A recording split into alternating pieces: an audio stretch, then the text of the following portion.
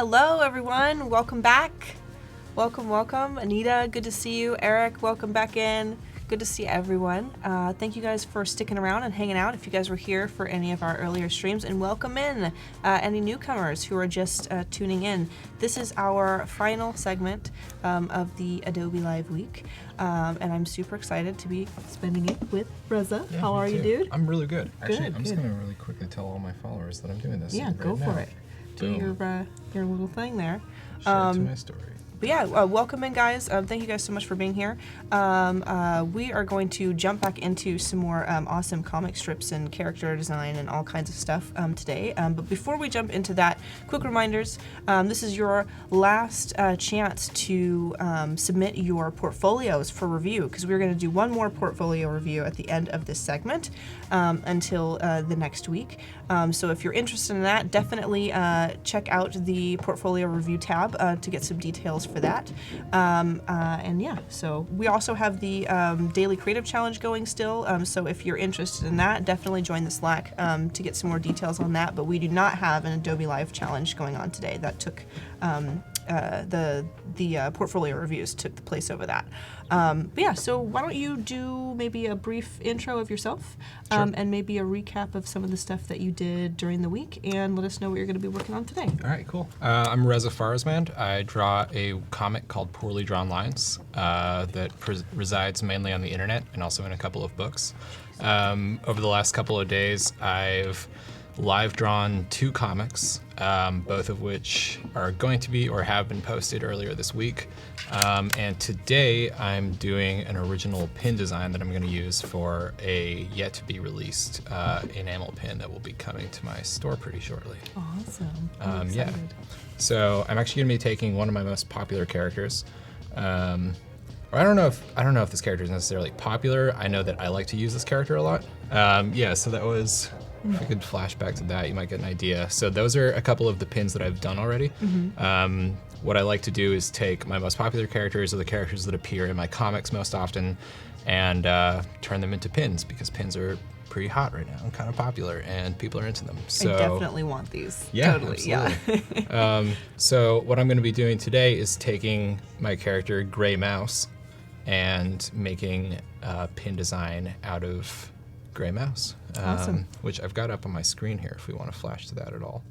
You can see, yeah, so this is a comic that Gray Mouse most recently appeared in, I believe, last week. And I might also do Brown Mouse if I have time. Let me see if I can put them, because they appear together in a comic. So I'm actually starting from scratch on this one, Awesome. with my blue lead pencil here. And I've got just like a line drawn on the bottom of my paper, so I kind of know where to end the bottom of his body.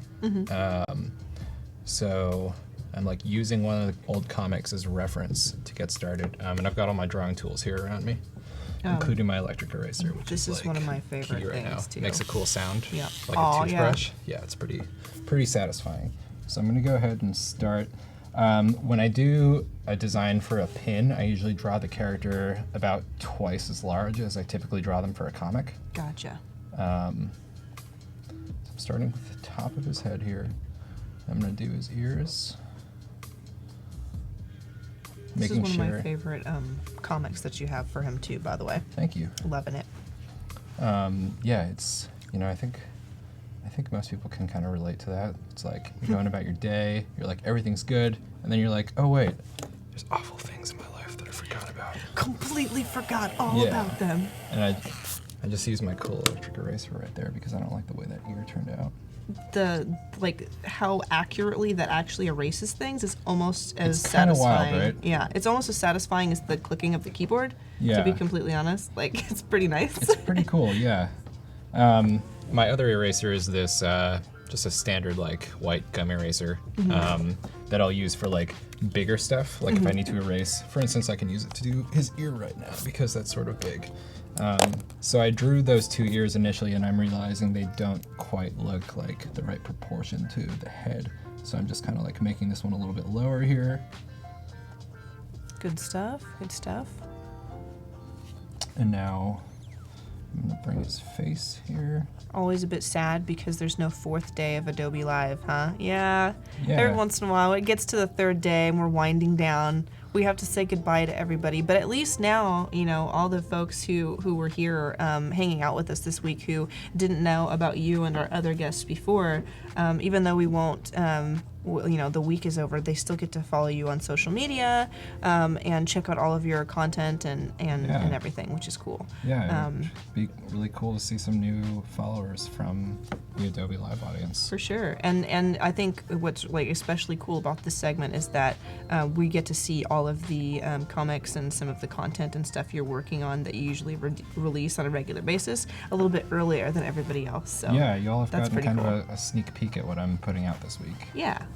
It's been pretty fun. Okay, so I've just gotten his body down. Now I'm putting in the arms, starting with the left arm, which just kind of like overlaps out from the side of his body. And I'm going to put in the right arm here. And he's got these 3 little fingers. His little tummy is killing me. Yeah, he's It's so cute. he's definitely packing a few extra acorns in there, I think. Yeah. And then his other foot. And I think I made the arm a little bit small, actually. Like, again, I'm drawing this about twice as large as I typically do.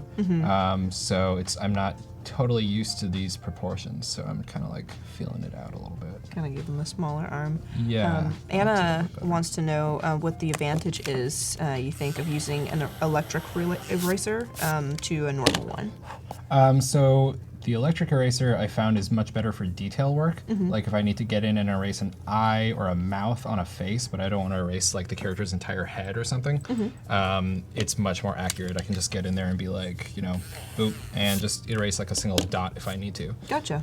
And I tend to, you all might have noticed, work pretty small on my comics. Like, I don't know if you can see these boxes here, but this entire thing is about like 7.5 inches across and like 3 inches tall.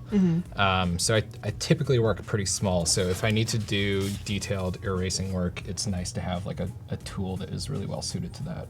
I like something really small in there. Yeah. You can get in the tight spaces and stuff. And then the electric eraser also just like zaps stuff. It just erases it really well for whatever reason. I guess because it's, I don't know, it just rotates really quickly. Yeah, it's very cool. I can't rotate my fingers like that, so. Yeah, just I usually smudge stuff around like with a regular eraser, so that's something I definitely want to try. Maybe if I did more traditional work, I'd snag one up for myself. And now I'm also going to kind of have his tail wrap in pretty close to his body.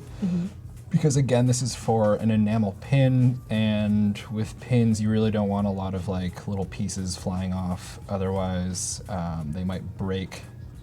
And probably what'll happen is when this actually gets produced in enamel, they'll fill in this little area with like a black background that'll probably extend out to here or something. Yeah. So, you know, the body parts will still be like well defined, but they'll have like a little bit of like structure to keep them in place, basically. So yeah, did the tail. I'm gonna do the eyes. Shauna and I were actually going through portfolios and things earlier, and we found a lot of illustrations that could work well for enamel pins and stuff as well. And we were kind of talking about like having little pieces that kind of hang off the edge like that, and kind of the options for either having it fill in, as you say, or like doing some kind of like die cut, so there's like little, you know, like cut out pieces of your pen and all that kind of stuff. I think yours typically tend to be like just like the one shape without any holes punched in it, though. Yeah, for the most I don't part. have any die cut really going on. I do have like on the Kevin pin that I did, the little blue duck, he has like his 2 stick legs that extend down, and they had to, again, like I described what I would do with the tail. You can kind of pull that up right there, yeah. Yeah, So I had he to has like his little stick make legs. the legs a little bit thicker than they actually appear. And then you can see on Ernesto's legs, there is that like black background that kind of like keeps it like structurally sound or whatever. Yeah, nice. But it's not super, like it doesn't distract from the character design. Yeah, and it's not like a dramatic, like a straight up like hole punched in the middle of the design or anything like that. Yeah, which is probably for the best. It's probably a lot more complicated to do that, maybe. Yeah, I think so. And now, since I think I have time, I'm going to go ahead and actually do brown mouse as well. Awesome. So I can kind of like create them as a set, which I think would be pretty cool. Because they always appear together, or almost always. Sometimes Gray Mouse appears with this bird character, but I haven't drawn the bird in a while. I like to draw birds a lot in my work. And right now I'm just measuring the distance between Gray Mouse's ears, so I can like make sure that they are roughly the same size, the two characters. That's awesome. I usually draw brown mouse a little bit smaller. But then once I have the design down and inked and digitized in Photoshop, I can kind of like play with the sizes and proportions a little bit. So it doesn't have to be like perfect. And then I also will probably like thicken up the lines a little bit with the paint bucket, just so that there's like a nice thick outline around them once they're vectorized and go to the enamel pin maker. I don't know what you would call that. Yeah, so you would definitely then make it, you know, a lot thicker and everything than usual, because before you were kind of showing us like the pens and stuff that you use for the line weight and stuff, but for sending it off to be made into enamel pens, do you put that like big thick border around it, or is that something that they do for you? It's like half and half. I typically make the borders a little bit thicker so that they look like, if they're put on a bag or a jacket or something, they look like really cartoony and the border really stands out. I like it to be like that.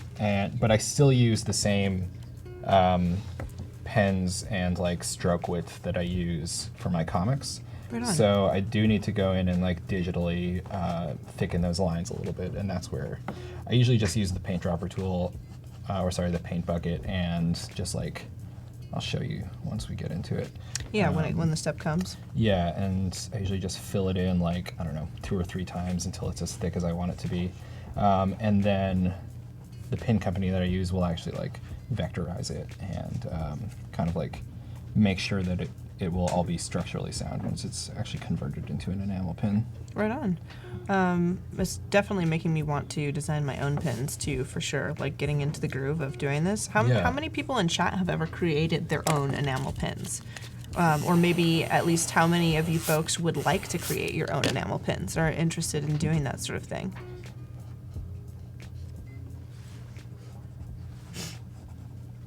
And I actually have a couple of other pin designs that I'm probably going to send off with these ones. Awesome. I have a crab, which Very is cool. from, you might be able to find the Let's see if I can- Anxious Crab comic that I did. see Oh, if I can actually, pull it up. I think that one has some inappropriate language in it. Oh, which okay, might not never be mind. good for her. Never mind. But I will pull up the solo crab design at some point. And then I have a design of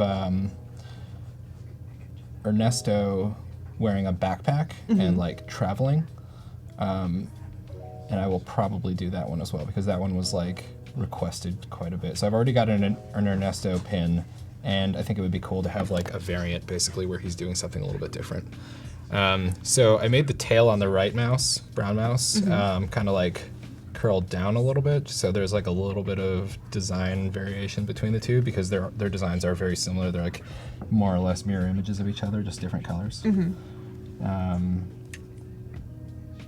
And they both got their kind of blank contemplative stares going on. Yeah, I was gonna say like having the eyes so far apart and them being like little dots, like perfect circles, kind of. Yeah. It makes them look like really like Yeah. what's happening, or just like very like bleak and bored, or very deadpan and serious. Yeah, deadpan. And I gave Brown Mouse a little bit of a smile, because Brown Mouse is a little bit more optimistic. Just slightly. Yeah, just slightly more slightly optimistic. more optimistic. And so now I'm grabbing my O2 Micron pen, and I'm just going to ink these similar to how I've been inking the comics for the past 2 days. Right on.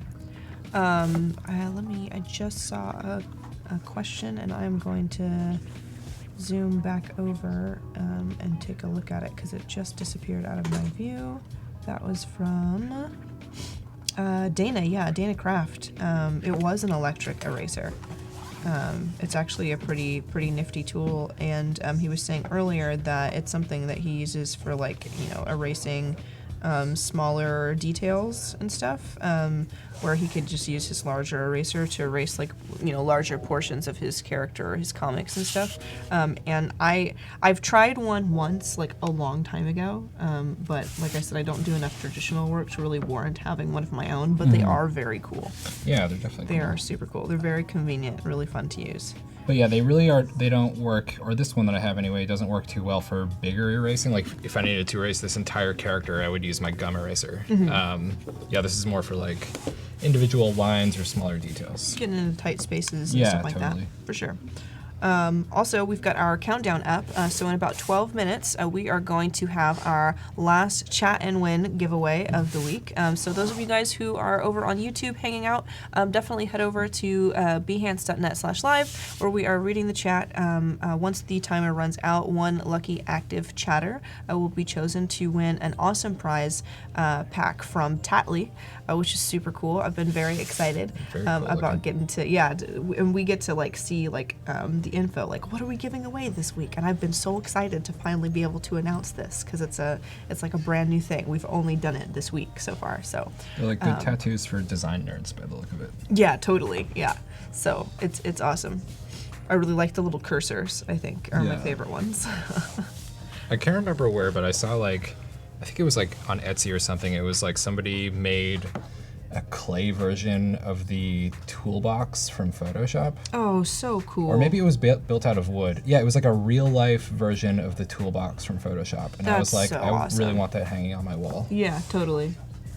We had for a while. We had temporary tattoos that was just the toolbox from, like, CS4 Oh, nice. or something. So you could have, like, if you wanted, like, a big, like, temporary bar tattoo of the big toolbox on your arm or something. Yeah. It was really fun. That's cool. I love how you can look back at like the original version of Photoshop for like, what was it, the original Mac or something, and it looks different but like so familiar at the same time. Yep. Like there's so many design factors that just haven't changed that much. Like that toolbox running down the left-hand side. Yep, exactly. There's still Iconic. those iconic elements. Yeah, totally. Love those tattoos. Yeah, Clara. Bye, Shauna. Shauna's leaving the studio, guys. Bye, Shauna. Those eyes. Oh yeah, Kyle. Very expressive eyes. Very serious, expressive mouse eyes. Yeah. What is it that you're giving away? We are giving away the Tatley pack of tattoos and stuff that showed on screen earlier. So if you're here when the chat and win countdown gets to 0, we're going to choose one lucky active chatter to send the details to. Yes, Roderick, free tats. And something I explained a little bit yesterday is that I'm like scooting and rotating my paper a lot because I like to typically be pushing in one direction, sometimes pulling down this way, but usually like pushing up is how I like to do my pen strokes. Right on. Yeah, I think I'm the same. I kind of like to like push towards the, like, up and to the right with my right hand whenever I'm drawing, and so I typically rotate my Photoshop canvas to kind of accommodate that. I think we all Yeah. kind of have, like, our comfortable stroke that we prefer to do, and everything is just, like, smoother and nicer, more uniform that way. Totally. It's really interesting that carries over to digital as well as like traditional ink. Yeah, I think, like, for me, I mentioned this yesterday, is I really like to use all of the brushes that are like pencil brushes, pencil texture, or like, chalk texture or whatever. Yeah. And even though no matter what brush I'm using, no matter what eraser I'm using, or what I'm doing with Photoshop, I'm still putting the same stylus to the same tablet. But for some reason, whenever I'm using the textured brushes, it feels in a weird way like I'm putting chalk to chalkboard Yeah. or something, so I think it's one of those things that you kind of remember the sensation of from doing traditional work, and then you kind of get that feeling whenever you're doing digital art, I think. So flipping the canvas would definitely be that same thing, because I feel Yeah. like I can, move my paper when there's no paper at all. Totally. So I just cut my paper to fit in my scanner. And now I'm gonna quickly scan this in. Makes me really want one of these scanners. Yeah, this is pretty cool. This is just an Epson V39. I think I mentioned in a previous live stream that it was just like the smallest scanner that I could find, and it fits perfectly into my carrying bag, and so I can like travel with it really easily. It's awesome. So again, the way I scan my traditional art, like I've explained in previous streams, is I use custom settings from just like the Photoshop in-app scanning application, and I scan at 600 DPI, and 600 DPI in full color, so that it includes pretty much all the imperfections and the blue graphite pencil, and then I'm going to remove that all in Photoshop in just a minute. Right on. We've got like little robot sounds happening up here on the table. Yeah, that's pretty cool. It's pretty rad. So now I've got it scanned in. I'm gonna go ahead and plug in my keyboard. I like to use an external keyboard when I'm working on my tablet directly, because it's a little bit easier than working on the included keyboard. I can like reach over here to use hotkeys as opposed to reaching down here, which is nice. Okay, so it's now been digitized. So now I'm gonna go ahead and rotate the canvas Awesome. 90 degrees counterclockwise.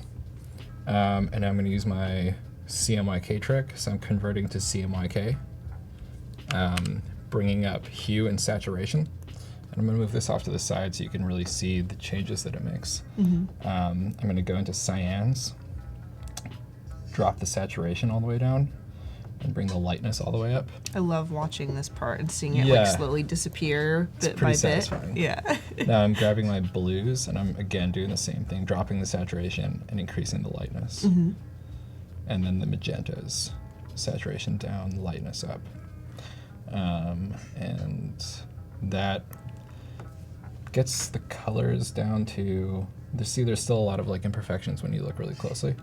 But now that blue pencil is gone, so it's pretty much just the pen strokes, which is what I want to start off with here. Right on. And now I'm going to convert to grayscale, discard, and then Command M to bring up my curves. I'm going to move this into a place where, again, we can kind of see what's happening here. Let's like zoom in a little bit. Actually, it's pretty good right now. And I'm going to bring the left handle to the edge of this first square. I'm going to bring the right handle to the bottom of this hill, like about 3 squares in. And you can see all that background noise is gone. Yeah, kind And- of. It was like a topographical map for a second Yeah. there with that paper texture. I can do that again. So it looks, so the left handle pretty much moving it up takes out all of that background noise. And then scooting the left handle over like darkens those blacks. Gotcha. So it looks a lot like much closer to the actual pen stroke that I use on the paper. Very nice. And yeah, that's pretty much how I like to start off before I really edit and do any coloring or anything. It's just so I have like pure black and white, just line work, and yeah, and then I can go in and kind of like play around with things and clean up any of the big stuff. Now is when all the moles go bye-bye. Yeah, exactly. All the freckles and everything that they have. Yeah, and then for this portion, I'm working entirely in grayscale, so I'm just going to go ahead and save this now. Right on. I have You're the whole super folder for organized. pins. Fine, yeah. Yeah, I try to be. I will have to go in like every few weeks and clean stuff up. And I'm actually going to work on this one as a PSD, as opposed to PNGs, which I use for my comics, because the printers typically like yeah. Photoshop files. I guess Definitely. they're a little bit higher quality, and if they need to go in and manipulate any of the file, it's a little bit easier for them. So now I'm using the marquee tool, like I've been doing on the comics, to go in and take out any big blotches or whatever that I see on the paper. See a few over here. And I guess in this case, for the pin designs, those background blotches aren't going to matter as much because at some point during this process, I'm actually going to cut each of these out individually and transfer them onto a transparent background. Sometimes you kind of want it gone, though, just for your own peace of Yeah, mind. just while so it you're looks working, nice, though. right? Yeah. And I actually just realized I did not name this a file, so I'm going to name it mice.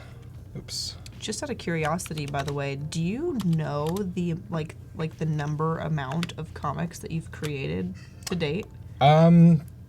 Probably in the thousands at this point, but Well, I'm not I would totally think sure. so, but that's crazy. I'd be interested to know sometime, just to see Yeah. like exactly how many you've actually done. Yeah, I don't know. I've done a lot, and then I've also I did another comic series for a site called Line Webtoons. It's this Korean comic site. I did that for about 3 years, and I think I did like 175 Trashbird comics over there, and those were just in a totally separate universe from Poorly Drawn Lines. Wow, that's crazy. And then, but for Poorly Drawn Lines, yeah, probably it's got to be close to 1,000 by now, if not 1,000. Very cool. And so, yeah, now that I've cleaned up all the big like blotches that are like immediately visible, I'm going in and starting to edit the characters.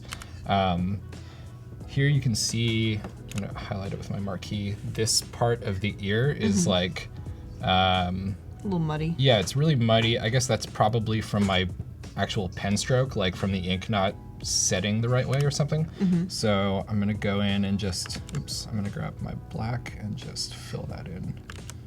And actually need to go back. And this is probably something as well that the printer or the pin maker would ultimately take care of and kind of convert that to a more solid line. But by connecting this all, those like that blotchiness that you saw before would prevent the lines from being all connected. So if I tried to Gotcha. use the paint bucket tool, it would would fill go in like out. everything except for that portion because it wasn't connected properly. And leave some white artifacts. And Yeah, all that exactly. jazz. So just by like doing a quick like new line over that kind of blotchy line, it'll all connect. And so when I use the paint bucket, it'll all be like one solid line. Right now I use my marquee to grab this like kind of flat portion of the ear. This is just my hand slipped while I was drawing it. And I'm just gonna basically round this out using the warp tool. Right on. And that's up in edit, edit, transform, warp. I'm going to use it again and again throughout this process, so I'll be sure to kind of narrate that a little bit more next time. Well, we've got about 20 seconds before the chat and win countdown. So those of you guys who are still over on YouTube, definitely come over to behance.net/live because we are getting ready pretty quickly here to choose an active chatter to win a pack of goodies from Tatley. Getting pretty excited about it. Nice. Everyone's getting excited. We've got our fireworks going. So everybody in chat, I'd love to know, honestly, what their favorite comic of yours is, which would be really cool. Yeah. So let's hear which one is your favorite Poorly Drawn Lines comic, and we were going to come back after this brief animation.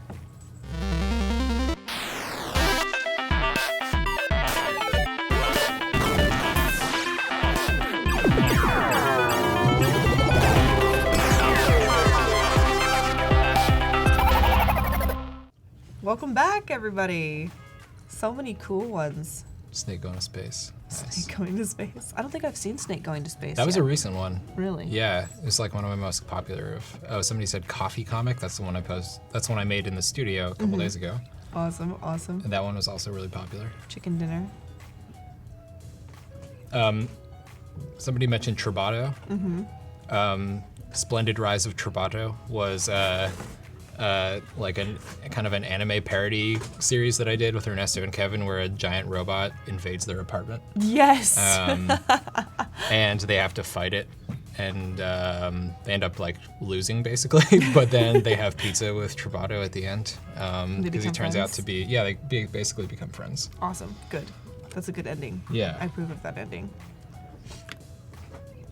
All right, we got our winner. Congratulations. Would you like to do the honors? Yeah. Read the name. Lennon Ortiz. Congratulations.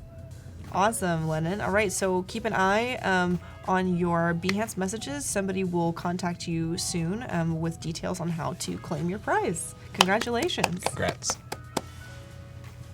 All right, back to the mice. These guys these guys are great, I think, because like they kind of sit together and it feels like they're staring directly into my soul right now. Yeah. You know, like with their little eyes, and they could be thinking anything. Yeah. At this point, like they could be like not paying attention to me at all and looking just over my shoulder, or they could be plotting my demise, and I have no idea. Could be anything. There's really no way to know. It's a good facial expression.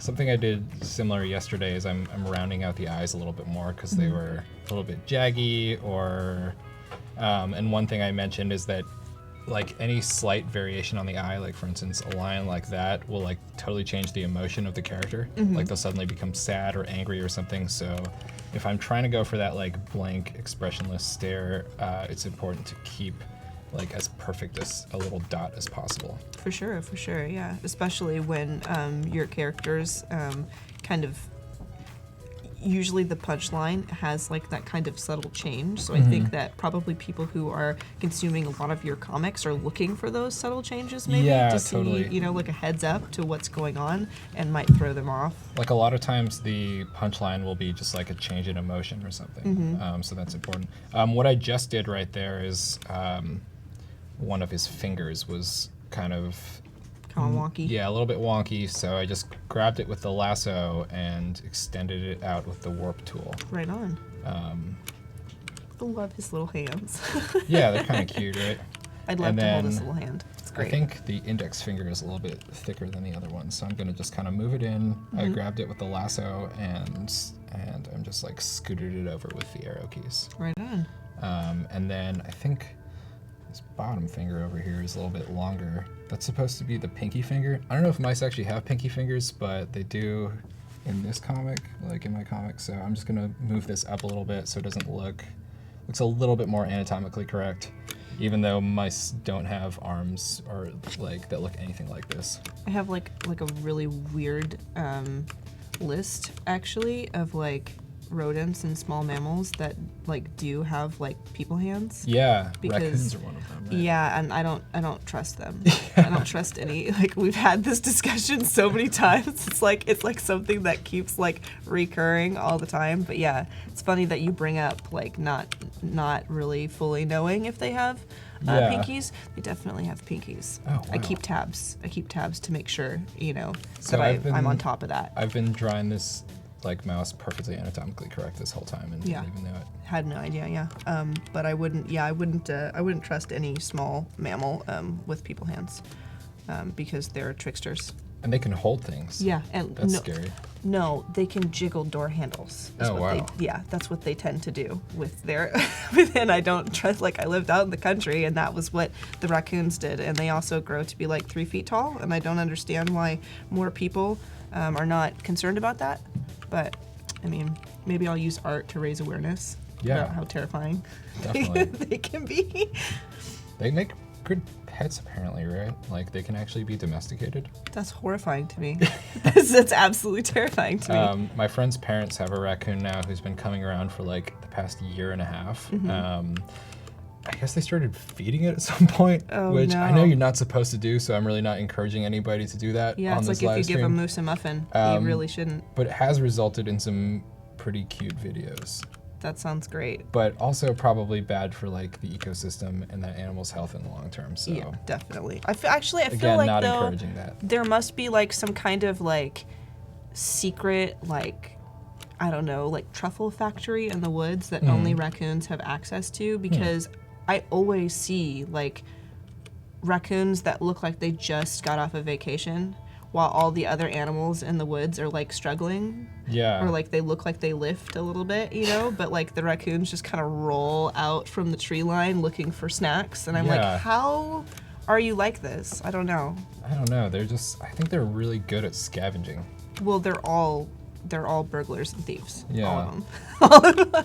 All of them. So the mouse on the right here, the mouth is a little bit too thick because I like went over it twice with my pen. So I'm using the erase tool and the nib to get in there and do some very fine erasing work. For that subtle smile. Yeah, for that subtle smile. Also, something else that I haven't mentioned that I do constantly is the way I zoom. Is I hit Control Space, and it's just like pinch to zoom with your pen or your mouse or whatever. Control Space for that. Control That's definitely Space something I'm gonna is use. the zoom shortcut. So Very you can see nice. boop. Yeah. And that's what I use all the time. On this tablet, I can also pinch to zoom, but I feel like it's a little bit more accurate to do this. That's nice, because I do the pinch to zoom on my iPad, and Yeah. then I go to do it on my Cintiq, and I'm like, oh, Yeah. darn. So yeah, Control Space, and you can just zoom in and out really quickly and accurately with your pen or your mouse or whatever you're using. very nice, very nice. And I think that actually works in like all Adobe products. I'm pretty sure it works in Illustrator and InDesign as well, which I've also used. Very cool. Yeah, InDesign's really nice. I use Yeah. InDesign sometimes. I used to design the front page of my school newspaper in college, and we used InDesign.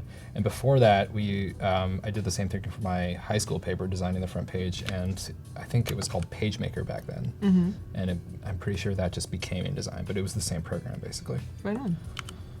Those are a lot of fun to use. I remember when I was like in school, and I'm talking like maybe 5th or 6th grade. Probably what like really made me want to like really get into digital art was we had like this program called I think it was called KidPix. Oh yeah, that sounds really familiar. Yeah, and like I used to they know what I'm talking about. It's just not a good name for a program. KidPix. Yeah, it was like you had like a spray paint brush and like glitter brushes and like weird, like all these different kind of brushes, and you can draw it. And I remember actually never getting to use it and like going to the computer lab and having it like rotate past me for some reason to like be able to use it. And then by the time I started like drawing regularly and my parents were like, hey, you could try using Photoshop, I was like, yes, finally I get to use KidPix. Yeah. Finally I get to draw on the computer. This is just like KidPix. Yes. Do you remember a program, I think it was called Creative Writer or something? It was like a Windows 95 program, and it had this really weird looking cartoon character that was it was basically Microsoft Word, but a lot goofier and more surreal and designed for children, I guess. But really it was crazy. like if Salvador Dali designed a word processor. That's terrifying. Yeah. I think I'd have to go look that up though. And like every button you pushed would make a weird little noise or something. I don't know. I wonder what I obviously haven't like had a chance to use much kid-oriented software recently, but I remember there were some great programs back when my family got our first PC. Just like games and stuff in general, or like And just for like productivity stuff. Like they would make, like word processors or like design software, like KidPix, like oriented toward kids, and it's just like a pretty cool way to introduce like a younger audience to these same mechanics, basically. Yeah, very cool. Wesley Sly says, how did I not know this was happening? I have one of Reza's prints on my desk. Oh, thanks, Wesley. Awesome. Tom Sherrill, Voodoo Val's Behance page contrasts completely with her paranoia of raccoons. I know I don't have all of my raccoon awareness posters up there right now. They're not up there. Did it have the talking paper clip from Kyle Ferguson? No, but we were talking about that too. Clippy. We need like a new, like maybe a add-on Clippy that will remind you to save. Clippy has become like such a meme now. Oh yeah, totally. Definitely. I don't think Clippy's even in Microsoft products anymore, is it? I don't believe so. JJ, no, he's not using an iPad. He's actually using a Surface. We had somebody ask earlier too, like probably the difference between like the like using Surface and an iPad. And I predominantly use an iPad, and you use Surface, so maybe we can kind of both chime in there. Yeah, I picked up the Surface because I can use it as my full desktop PC when I'm at home. Which is very cool. They have this add-on called the Surface Dock. You just plug it in, and you can hook up to like 2 external monitors, USB ports, Ethernet, and all that. And also, one of the advantages of this is that it's full Windows, so I can run full Adobe programs like Photoshop and stuff. Yeah, very nice. And I believe there's like a like a abridged version of Photoshop on the iPad. Is that right? Yeah. So I just like having the full functionality of all my Adobe software, and I can get that in like the tablet package basically with a Surface. And I think that can't you get like does it go up to an i7 processor? Yeah, you can get an i7. Which is really impressive to This me. one is an i5 with 8 gigs of RAM. Which is still not bad. It's not bad. And this is also the Surface Pro 4, which is a few years old at this point, and I think you can probably pick up for like much cheaper than like the newest Surface model. Yeah, and the giant, But then all that said, I have heard that the drawing feels a little bit better on the iPad, and that like the Apple Yeah. Pencil is apparently really nice. Because But- I did, like I said yesterday, I did try that briefly, and of course the like my iPad I can't like use as a desktop computer, which is actually a huge draw. Yeah. I wasn't even like totally aware that you could do all of that, but I think that for me I did like the responsiveness better on the iPad. That's something I but- heard like over and over again when I was kind of like reading the reviews and stuff. Yeah. But it's still, I mean, it's still really good. And like I said, like my iPad, I can't like plug into the dock and use it as my regular computer. Maybe with some like serious finessing, I Yeah. could like hook it up. But I think it would be a lot more of a hassle to do. But just a quick reminder, we've got about 17 minutes until the final portfolio submission deadline. So if you guys are interested in getting your portfolios reviewed, definitely check out the portfolio review tab.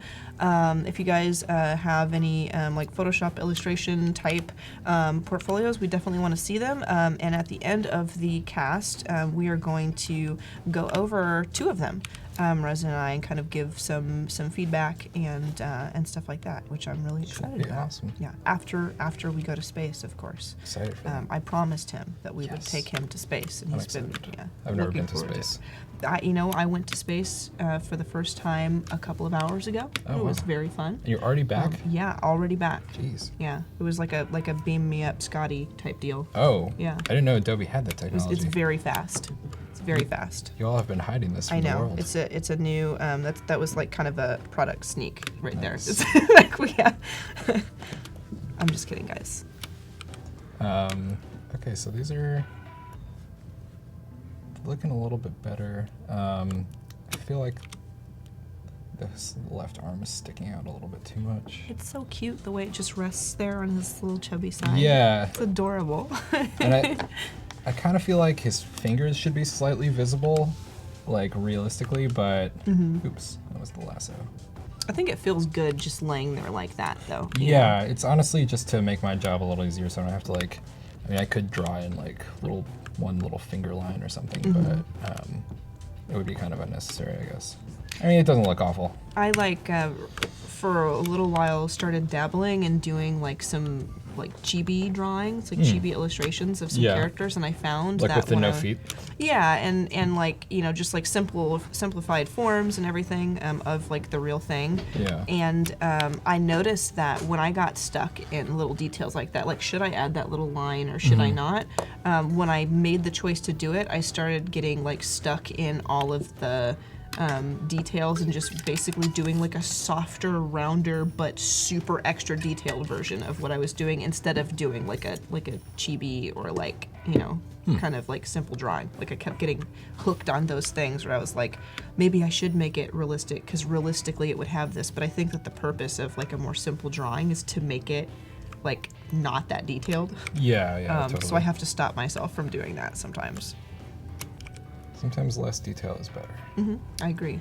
And that's something I've mentioned like over and over again in this process, or on these live streams. Just like my style tends toward like less detail, just to really make sure that all the focus is on the content of like the joke or whatever in the comedy and the story that's happening.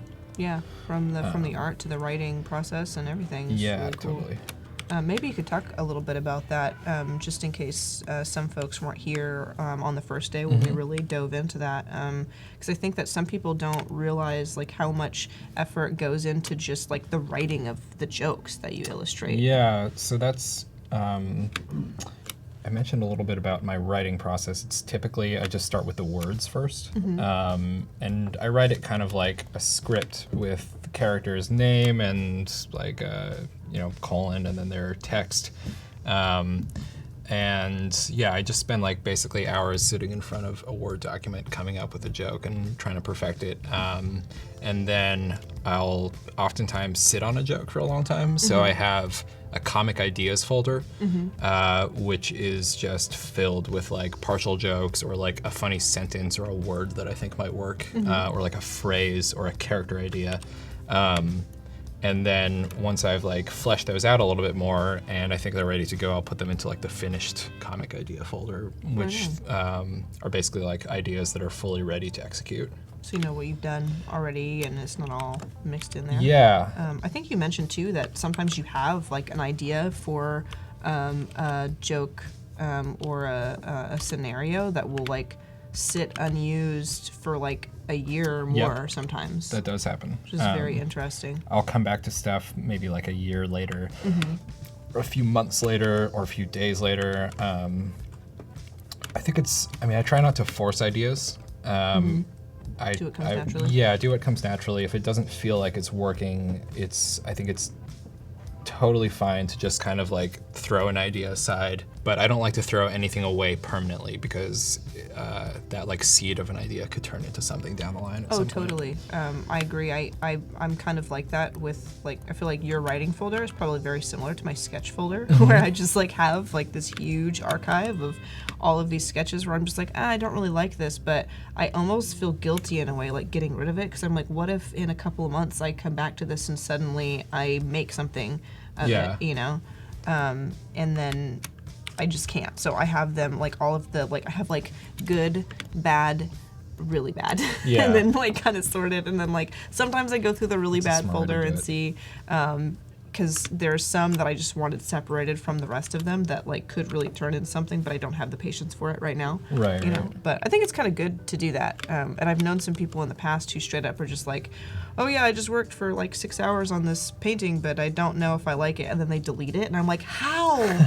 How are you so free that you can do that? Yeah, I think that just from like this is outside of the actual drawing process or what software or devices you use, just like the writing process and the creative like inspiration process. I think it's important to not get too attached to any one idea and to be able to like set it aside or throw it to the side and come back to it later if you want to. But I found personally when trying to write a joke or come up with a character idea or something, that trying to force it like that just produces something that's kind of subpar and not up to my standards. Gotcha. Yeah. How do you stand out in a project? What do you mean, Lennon? Like, how do you create work that is unique? You mean, maybe stands out from the rest of the crowd? I don't know. I feel like you kind of like people kind of do that by accident when they create things that really come from the heart instead of trying to create what they think people will want. And you know, honestly, like, don't worry about standing out too much. I think that like when I first started drawing comics, a lot of what I was doing was like copying the styles of my favorite artists. Like I would sit and read Life in Hell and like draw the little bunny rabbits and like write my own jokes for them. So don't worry too much about standing out. I think that standing out comes from developing your own voice and style, which comes from doing a lot of work and practicing a lot. So I don't think it's something that you can consciously do. It's just like comes about. Yeah, you'll arrive at it just through the natural process of like improving as an artist. Yeah, definitely. And like similarly, like finding that style and getting to that point where you kind of have your own groove that people recognize as yours. Like for me personally, I don't see it in my own work. I think a lot of artists, like even if they see it now, I think that other people recognize that in an artist before they recognize it in themselves too. And so knowing that and knowing too that as the artist, you're gonna see every flaw in your work and you're gonna see everything that's wrong or that, you know, you're gonna pick on yourself kind of subconsciously about what could be better. I would say like just have fun with your work, enjoy the process, and like keep creating, and not worry so much about what every single person is going to see when they consume that artwork. You know, because I think you kind of drive yourself crazy if you do that. Be true to yourself. Yeah. But also, Have fun. go ahead and copy people that you really like. Yeah. Because that's a good way to like learn how to draw and learn how to like write. Absolutely. When you emulate, you know, the people that come before you, you kind of learn from them, learn techniques, and then eventually it just kind of like warps into your own sort of thing. I used to do that all the time. Yeah, I've seen just in the webcomics world, you know, I've been watching the webcomics world for like over 10 years now, and I've seen a lot of cartoonists who are like currently really great start out by like maybe copying the style of another artist who I know.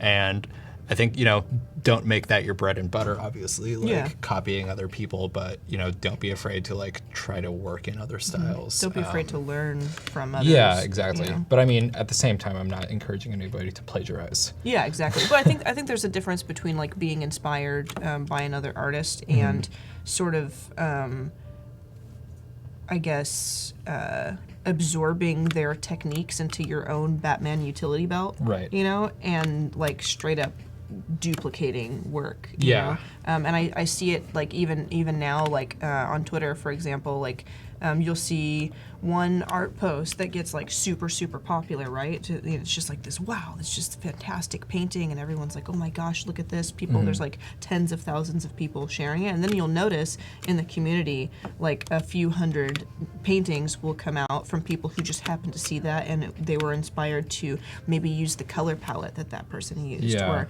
maybe do some kind of interesting lighting situation like that person did, and you can see how people take from it in the healthy way that we're kind of discussing, rather than like this person straight up copied like till it's like, you know. I think one of the most visible examples of that right now is the influence that Adventure Time has had on young artists. Oh yeah. Like there are so many artists now who draw in Adventure Time style, and I don't think that will necessarily, for a lot of them, I think they'll, you know, slowly like evolve and adapt their own styles, but like that's a really great place to start. Definitely. Because there's like, I mean, it's just been a great show and a great like creative property to like learn from, basically. Totally. Kind of reminds me of like being an anime kid in high school. Oh it's yeah, like, totally. oh yeah, draw like just like your favorite anime, and you're like, oh yeah, you know, and you start doing all these characters, and then eventually, like, you know, I was doing that when I was like 10 years old, you know, drawing like all of my characters looked like they were from Inuyasha, and now I have like, it's so vastly different. I definitely than what used to draw a lot of Gokus. Oh, I know a lot of people who also used to draw a lot of Gokus, but like you're not drawing Goku now. Nope. Really. Yeah. You know? Honestly, I will say though that I would be thrilled to see a poorly drawn lines Goku. Yeah. Or one of them with the Goku Super Saiyan hair. I'd be so into looking, it. Yeah. I actually I did that in like 5th grade. I think I was into drawing like Dragon Ball Z stuff, and then that was like the only like spurt of artistic inspiration I had until like high school. Like I really didn't start drawing seriously until like senior year of high school, freshman year of college. So I was only like an anime drawing kid for like 5 months or something, and then like forgot about it until I like picked up comic strips and cartoons like several years later.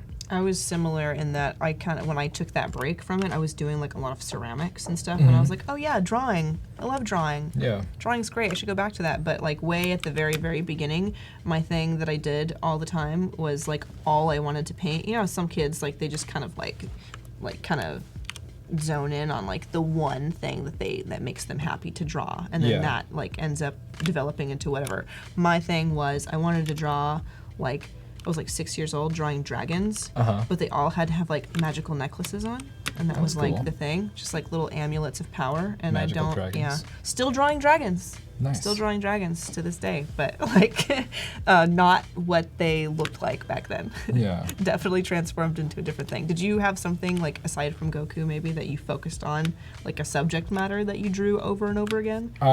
No, I guess it was really just when I didn't start drawing again after that until comic strips. Gotcha. And then I started drawing comics like at the end of high school and early college. And at that point, I would say I was probably just copying Matt Groening's Life in Hell. Just kind of like pithy social satire, basically. And yeah, that was like Writing your own jokes for existing characters. Writing my own jokes and my own characters. I did a lot of stuff.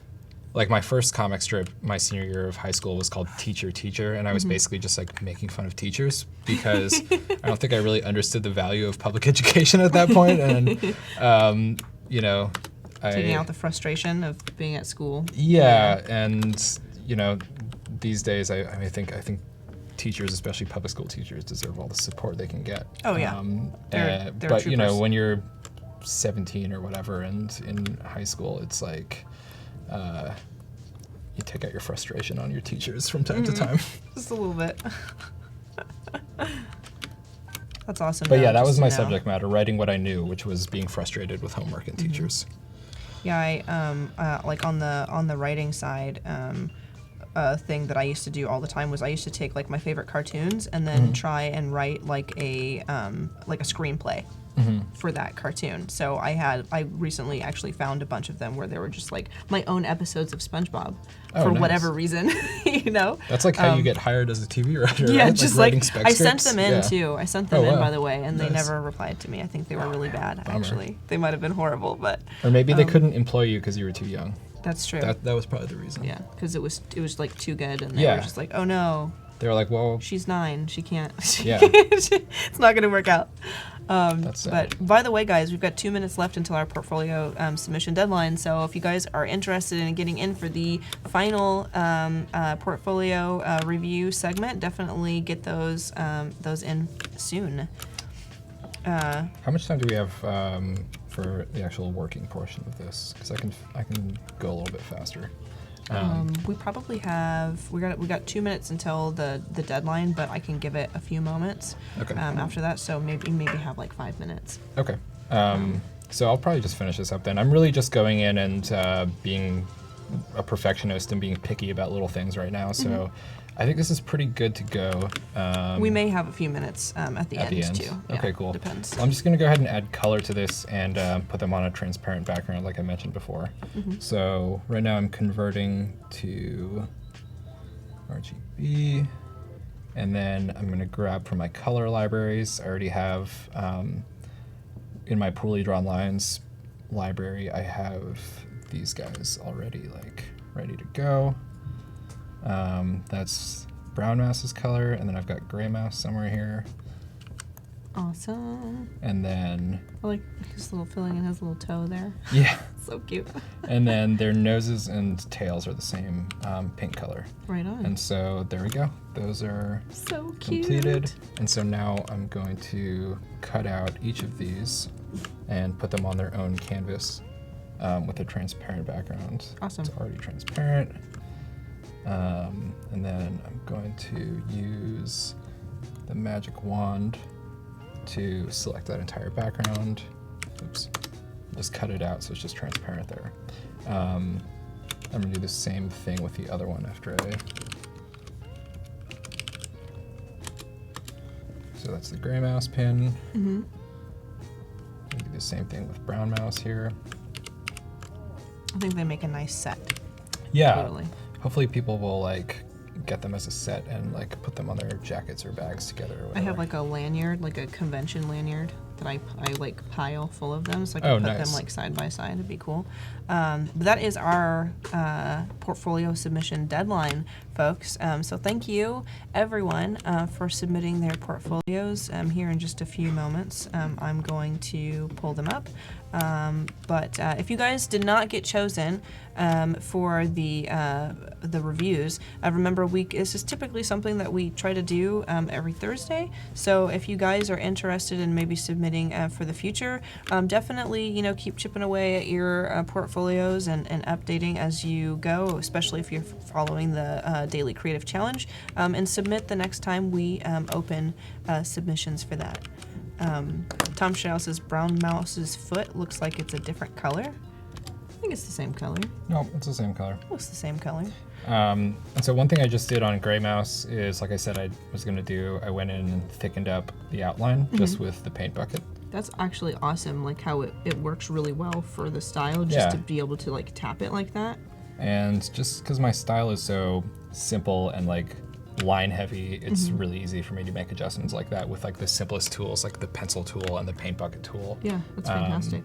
And then I just noticed this ear line could probably use a little bit more thickness. I honestly think that, like, we've been talking about how, like, your character style is, like, simplified to get, like, the point across. Your writing style and your joke style is simplified to get the point across. I think, honestly, the same is true for just your routine for creating the whole thing, putting it all together, like, seeing you work. I'm just like, oh, that's really convenient. What you're doing, that's great. It's kind of all works in tandem in the very same way, which is cool.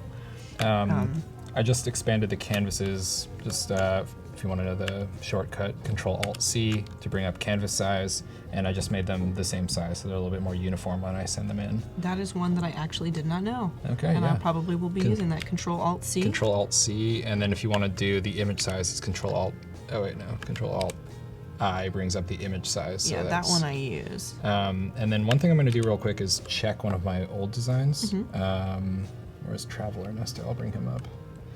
This is another pen design that I'm going to do, and I'm pretty sure, yeah, so I convert these to CMYK before I send them in, because when you bring something into real life, it's got to be CMYK. Look at the crab. And this is the crab that I mentioned. This is another design that I did previously, and so this one is also going to be sent in and created as a pin, so yeah, that one's also CMYK. So now I'm going to convert both of these to CMYK. Right on. Gray mouse, brown mouse, and save, and yeah, that pretty much does it for those two. Awesome. And so yeah, it started from here, and then became the individual pin designs that are going to be ultimately sent in and created. Right on. Yeah. I love it. They're awesome. Yeah. Very mischievous and or unimpressed. Yeah, unimpressed, a little bit optimistic and happy. Yeah, so I think side by side they'll look like a pretty good duo. Just kind of hanging out, chilling together. Exactly. I like it. I love it. All right. Well, we are going to jump into portfolio reviews now. But only, guys, only after we go to space, as I have promised Reza. So we are going to actually show the awesome Go to Space animation, and then when we come back, we will be in the stars. Let's do it. Yeah. All right.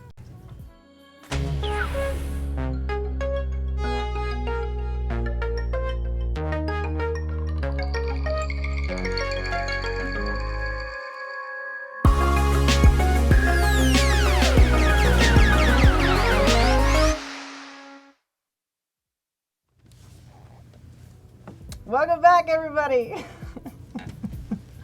Hello, everyone. Oh, we're supposed to be floating, though. I'm a little bit worried that that we don't have any protection on the rest of our bodies. No, I'm using the force to keep us in one place. Oh, thank you for that. Is basically what's happening. So that's all we got. I actually got to open this a little bit. Am I gonna? There's air. Okay, cool. There's Thanks. breathable air. Oh, we can take these off Yeah. now. Oh, So you nice. can take them off. Oh, unless you want to leave them on. Honestly, you could totally leave it on for the That's okay. duration. As but long as you've got the force protecting us. We'll yes, be okay. yeah, definitely. I got you. I got your back, bro. I want to like kind of leave this up here, but yeah, Sarah gets you every time. It's like literally like one of my most favorite parts to watch of the Thursday streams. So I'm super stoked that I could bring my own space I'm helmet glad I this got time. to be a part of that venture to space. It does have a voice changer in it, but I'm not turning it on because it's atrocious. It's not good. But yeah, so welcome back. We're going to do some portfolio reviews, and we're going to start with David Samuel. I'm going to try and say this name. We're going to go for it. Aluwadamilare. I feel like I butchered it, but I tried my darndest. And David's actually a regular, so I'm really excited to see all his stuff up here. We could probably take a look, and maybe I can like kind of move this over here, so maybe you have a better view right in front of us. Sure. But so typically we kind of go through and look and see through the information and stuff they have up, and then dive into some of the work here. And I really like that he's got like all his teams actually set up here, where I can look and see, you know, what he's a part of, and his links and everything. I do kind of wish that there was a little bit more in the information section about him.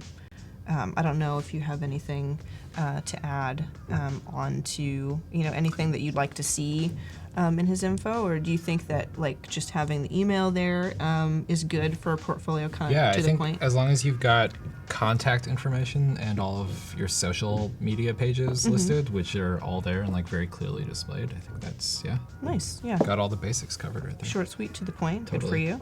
And I'm really excited to jump into some of this artwork too, which is just like really, really nice. Does anything jump out at you that you want to? I really like the Golden Astronaut already. This one right here. Yeah. Well, because we're in space. Yeah, So yeah. makes so we kind of sense. have to And look the that. Ghost Stories one is really cool. We can click that next. Yeah. So NASA astronaut illustration. This is really, really cool. Whoa. Oh man. And this is done in Illustrator. This is like highly detailed. That's really cool. Wow. I didn't even notice all the detail before. Yeah, me neither. I saw like the gold texture, and I was not expecting like all of this different stuff here, honestly. Yeah, cool. That It's is like really nice. coils. Oh yeah, and we got all the frames and stuff for it, so we can see. Oh, wow. Wow, dude. This is like the process. Yeah. Oh, and that looks like just pencil starting out. Or the shapes kind of lined out in Illustrator. Really cool. Yeah, very nice. Holy crud, dude. And it's just kind of like warped around. Yeah. A little bit of a gesture. Oh wow, that's cool.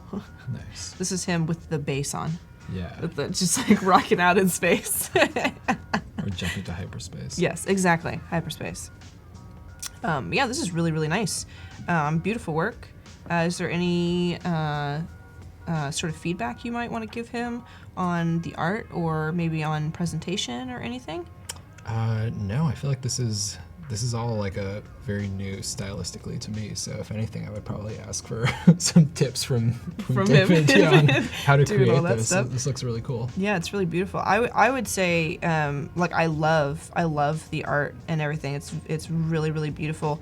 I would say that I kind of since you have your kind of explanation for your project right up at the front, and then the rest is scrolling through kind of just a long stream of work. I almost kind of wish that some of the progress images or the close-up images were maybe side by side instead of a huge stream and kind of blocked out so that I can kind of go through, because I think right here I got a little confused as to, is this a new like kind of thing Yeah. all together right there? But if they were side by side and it was like, here's some close-ups, then that would be maybe a little bit more understandable, but still like absolutely beautiful. And I love seeing, the process and the framing. I really and like that everything. one in particular. This one right here. I almost just want that to be like the finished image. Like it just looks so cool like that. Maybe he could make a guest star in like Poorly Drawn Lines. Yeah. Just like just be astronaut. friend, hang out That's with cool. Ernesto. I really love like the eyes with the dark circles around them. Yeah, absolutely. Something really striking there. He looks like he sees all of you. Yeah. Definitely. But very nice, dude. Very well done. I love that texture. Very cool. And then you said there was another one that you wanted to see. The Ghost Stories. I was looking at that That's too. cool. I was And that looking at actually monster looks mouth. like a kind of a similar style, right? Yeah. as Illustration like- for Enter an Unseen World of Terror, Ghost Stories. Oh Neat. man, Whoa. I'm loving it. Oh, I love the mock-up here. See, that's Yeah. really nice. Getting to see like what it might look like in town square or something like that. Very cool. Oh yeah, that would make a cool T-shirt. It makes a great T-shirt. Yeah. Very neat. We got he lists as Illustrator and Photoshop for creation here. I really like the textures when you look close. That's cool. And the gradients. Yeah, very much. It definitely feels like it's like a metal or a satin maybe, Yeah. which is really, really cool. And I do like how these ones are broken up. I feel like it was easier to see that there's like a break in between all of the images here, which is really nice. And then got like a little poster mock up there. This is without the horns, which even looks cool. Yeah. Which is very, very neat. A little kind of process, and then with the bass same on. effect, I'm loving it. Very cool. Yeah, that's awesome, dude. And I even like the little thanks for watching, thanks for viewing kind of thing at the end there. Very nice. Cool. Let's see if we can check out any more. I don't know, this is street lamp illustration. Maybe we can jump into that one real quick. Oh, nice. Nice glow. Yeah, very cool. Kind of a similar style, but almost with some different, like, more solid forms there. Yeah. Which is really cool. And with an object rather than a character. Yeah. Not a giant explanation. Maybe this is just, like, you know, for the sake of doing an exercise in the same style, which is really neat. I think I feel the same way about the layout of all of the close-ups and stuff again. Yeah, I totally see what you mean by that. Like, it would be cool if it could have like a gallery view almost or something. Yeah, and then you can kind of click on them. Rather than one continuous stream like that. And like side by side, there, you know, so you don't like scroll through and get confused. But still really cool. I like that you have like a mock-up in this one as well, which is really nice. Kind of breaks up, and then also a nice kind of show of the frames, and then a close-up on this one with the different colors as well, which are really cool. Nice. But yeah, dude, very, very cool. I wonder if we get the effect one. Oh, no bass, no bass for the lamp. But very cool. Yeah, I'd actually be interested to know what effect you used for the last panels for those as well, with that cool like hyperspace kind of thing going on. Maybe we can check out just one more. Do you have a preference for one of the top ones, maybe? What about the bank building? That looks like it could be interesting up close, that one. This one here? Yeah. Oh, wow. That's interesting. Like, so it's a building. Yeah. Very cool. Oh, cool. Oh, it's like and it's modeled like, off this actual thing. Yeah, Nice. I've got like a whole little It's thing. got what is that style? Is it vaporwave? Yeah, it's like that 80s retro, like, that looks really cool. It looks like it could be a scene out of Tron or something. totally. Very, very vaporwave aesthetic. Yeah, I like kinda, that a lot. Yeah. Especially in the coloring. Oh, I like the clouds and stuff too. Yeah, very that's neat. cool. That's very cool, man. I love this style that you're cool. doing. And then here's the See, again, I just really, maybe it's because I like black and white line work a lot, but I just love seeing that. I think that looks really cool. the simplicity Yeah, of it. I could see like an entire comic book being done in that style. That'd be cool. Yeah. That'd be really cool. Yeah, that's very nice, dude. David, thank you very much for sharing. This is beautiful. I think we're going to go over to our next one, though, so we have time to go through their work. The next person is Sarah Baquette, who is also kind of a regular, always here. Thank you very much for submitting your portfolio. Sarah says creative design specialist, freelance artist, Baquette Designs. Which is cool. And then, like you were saying, nice to have all of the different places we can find her. And this one, I think this is kind of what I was mentioning before, where it has like the information, but I mean, maybe not everybody likes this sort of thing, but I always like to see like a little spiel about like, you know, like who they are, Sure. that sort of thing. But I guess like it's not really needed. It's not always necessary because you have like all your professional links, but you know, kind of gives a little bit of information about Sarah, which is cool. And then all of these wonderful illustrations. Do you see one that sticks out to you you'd like to jump into? I think the one with the birds down there looks pretty cool. This one here? Yeah. Let's see. Completed for Behance Live's Rainy Day illustration competition. Spent around an hour on this illustration. Barely made the deadline, so the background is a touch rushed, but I still like this piece. Spent just under an hour creating it. I'm a bit of a perfectionist, and this forced me to loosen up and just play. I really enjoyed creating this piece. So I think this is like a one of our challenges that we did similar. Yeah. So this is actually really cool. Yeah. I really like that there's like a reflection in water here, even though there's no blue to signify water. I still kind of feel that, and I like that the colors are much different, you know, for that that reflection, which is kind of cool. Yeah.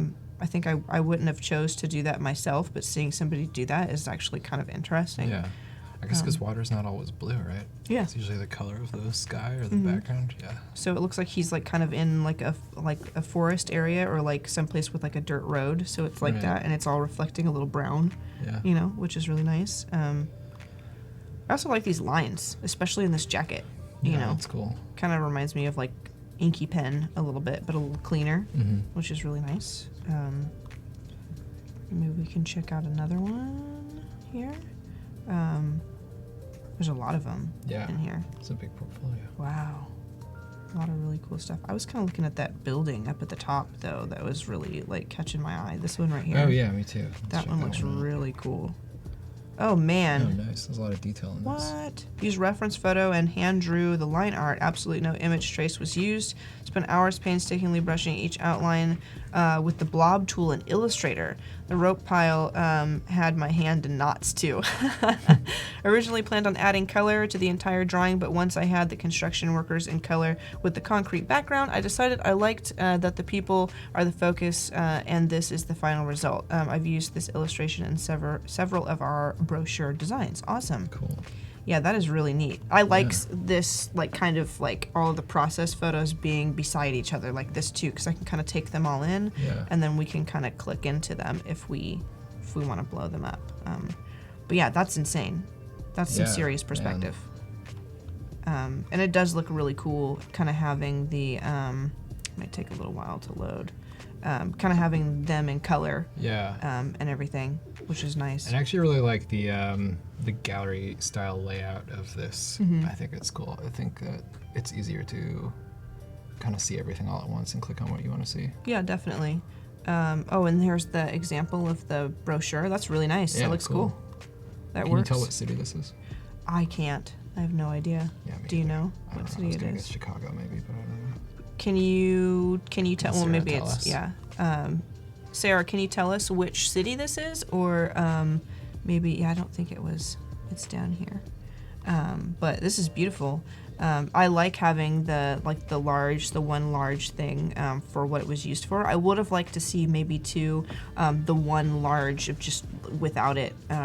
Without the graphics over it too. Yeah. But I do like having the large brochure and then all of the different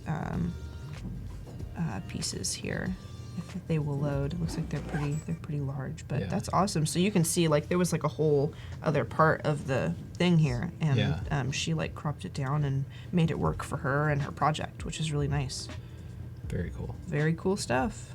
Very, very cool stuff. I love it. There you go. It is Chicago. Oh, okay. yeah, Nice. good I eye. thought with the river there it looked familiar. Let's see. Maybe you want to choose one and go through? We'll probably go through one or two more. Sure. Let's see. A lot of commercial work here. That's really cool. Yeah, Get to yeah. see like what she's done Definitely. professionally.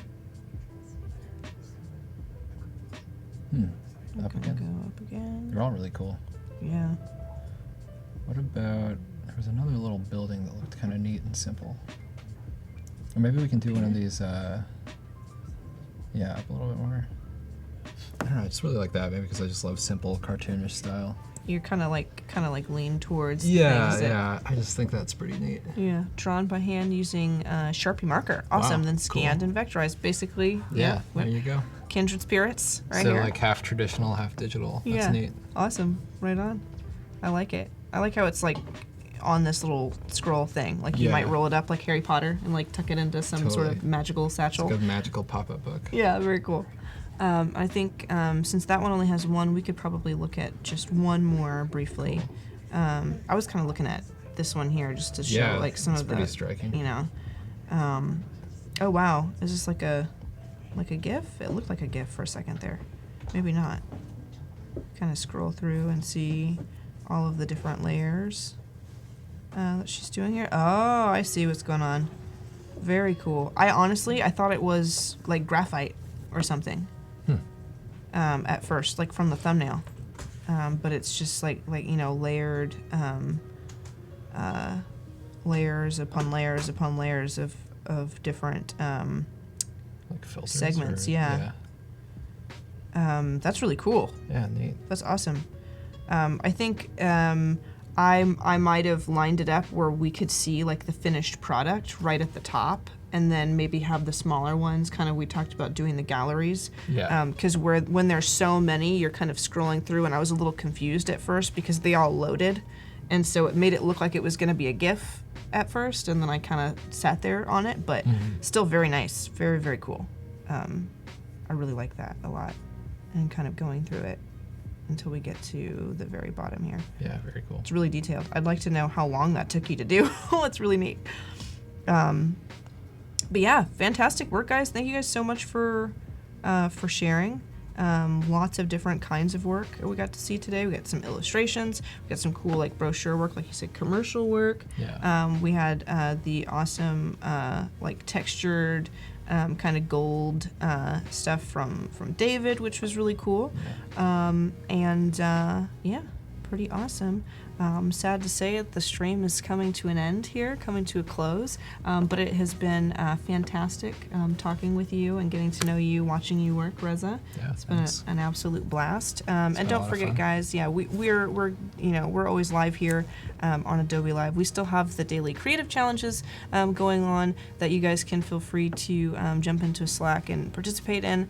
Yeah, so it's been a blast. It's been our Photoshop designing and Photoshop week here. Thanks for watching me at make Adobe. comics, everybody. Yeah, it's been awesome. So thank you guys so much for being here, and we will see you next time.